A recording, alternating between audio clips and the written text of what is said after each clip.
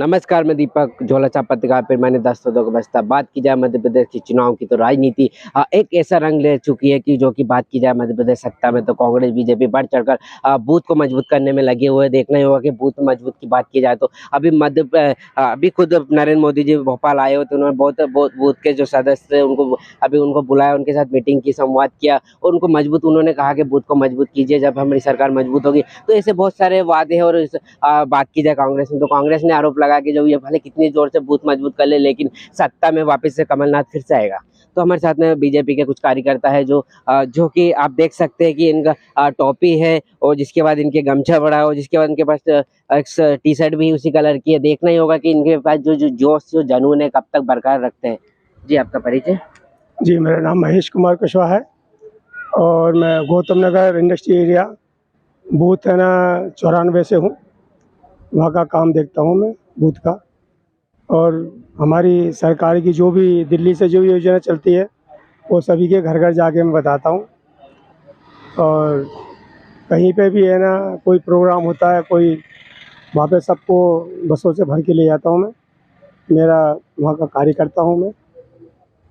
अभी मोदी जी भोपाल आए हुए थे तो क्या आप उनकी वहाँ पे पहुंचे थे? जी, वहाँ नहीं पहुँच पाया मैं, मेरे पास फ़ोन नहीं आया तो मैं पहुँच नहीं पाया। क्यों, क्या कारण रहा कि आप वहाँ पे नहीं पहुंच पाए? कारण ये रहा कि जिन लोगों को बताया गया था कि वो फलाने भैया को बता देना, फ़ोन कर लेना या बात कर लेना, तो उन्होंने आंगनवाड़ी वाली जो बहन जी हमारी हैं उन्होंने नहीं बता पाए मुझे वो। आपको नहीं बता पाए इसलिए आप वहाँ पे जो संवाद मोदी जी का जो बूथ कार्यक्रम था उसमें मौजूद नहीं हो पाए। लेकिन उसके बावजूद भी आप एक अलग रंग और रूप में दिख रहे हैं। और क्या कारण है, किस प्रकार से मध्य प्रदेश में बीजेपी की सत्ता देखना चाहते हैं? देखो, मैं तो ये चाहता हूँ कि पार्टी तो कोई भी हो, जब तक जनता के लिए काम ना करे या देश के लिए काम ना करे तो वो कोई पार्टी नहीं है। जनता को काम चाहिए, देश को काम चाहिए और देश के अलावा सारे विश्व के लिए भी काम चाहिए। जहाँ तक काम की बात है, अगर काम होता रहे और कोई पार्टी अगर काम करती रहे तो वो पार्टी सत्ता में अगर आती है तो कोई बुराई नहीं है। मोदी जी की ऐसी कौन सी 5 योजना है जो आपको रियल पसंद आई है, जनता के हित में है वो योजना?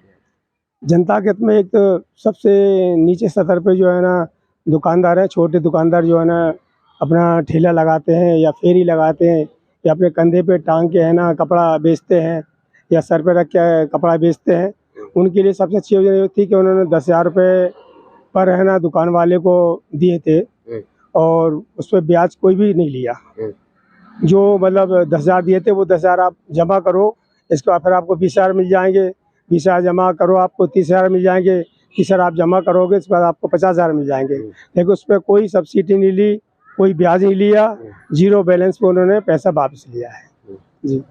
तो आपने जो बताया, लेकिन कई जगह देखने को मिलता है कि उनको जो योजना का लाभ तो मिलता है लेकिन जो उनके ठेले जो लगाए गए थे वो नगर निगम द्वारा कई जगह हटाए भी गए हैं। वो कहाँ पे है, चक्कर ये है कि जिस जगह है ना मतलब जगह की व्यवस्था होती है कि यहाँ पे है ना ट्रैफिक जाम होता है, उस चक्कर में है ना ठेले अगर हटाए तो कोई उसमें ऐसी बात नहीं है।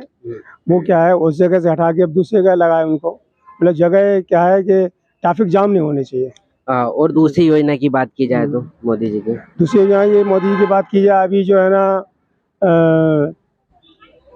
अभी है ना एक मध्य प्रदेश में जो योजना चली है लाडली बहन योजना, तो वही बहुत अच्छी योजना है कि हमारी बहनों के लिए है ना जो मतलब कामगार हैं या घर में रहती हैं, कभी उनके कोई रिश्तेदार आ गए या मेहमान आ गए या घर का बच्चे ही उनका छोटा, अगर वो छोटा बच्चा है ना भूखा है या मेहमान आ गए उस समय है ना अगर उनके पास पैसे नहीं है तो या तो इधर उधर से पैसे मांग के वो अपना काम चलाएंगी या फिर है ना खुद के पैसे हो तो किसी से मांगने की जरूरत नहीं है कि हमको हम पैसे दे दो, हमारे मेहमान आए या बच्चा भूखा है या कोई भी कारण है। तो ये बहुत अच्छी योजना है, शिवराज सिंह चौहान जी ने जो योजना चलाई है बहुत अच्छी योजना चलाई है, मैं इससे बहुत खुश हूँ। कहीं माने भी जाता है कि देश में बेरोजगारी बढ़ गई है और महंगाई भी बढ़ गई, इस पे क्या कहेंगे आप? महंगाई के चक्कर तो ये है कि देखो जैसे जनता बढ़ेगी वैसे वैसे है ना महंगाई बढ़ने का तो कोई सवाल पैदा नहीं होता है। महंगाई अगर बढ़ रही है तो देश के अंदर काम भी हो रहा है।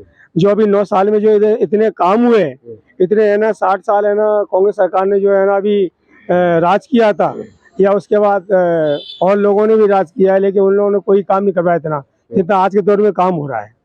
अभी तो वैसे घर घर नल जल की व्यवस्था चल रही है, पानी की वही बहुत अच्छी व्यवस्था चल रही है। और हमारे प्रधानमंत्री जी और हमारे मुख्यमंत्री शिवराज सिंह चौहान जी जो इस योजना को चला रहे हैं बहुत अच्छी योजना है। आप बूथ को कैसे मजबूत करेंगे?